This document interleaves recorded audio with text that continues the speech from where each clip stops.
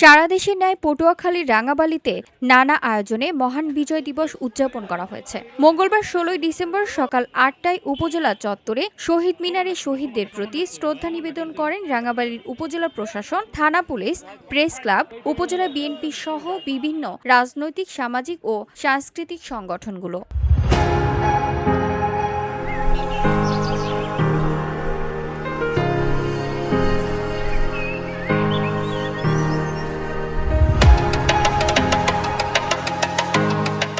শ্রদ্ধা নিবেদনের পর উপজেলার নির্বাহী কর্মকর্তা মোহাম্মদ নাহিদ ভূঁইয়া সভাপতিত্বে জাতীয় পতাকা উত্তোলন ও শান্তির প্রতীক পায়রা উড়িয়ে স্বাধীনতা দিবসের অনুষ্ঠানের সূচনা করা হয়।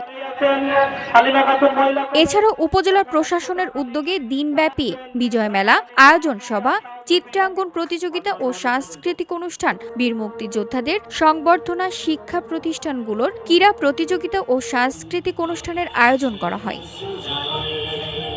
VOD Bangla news desk.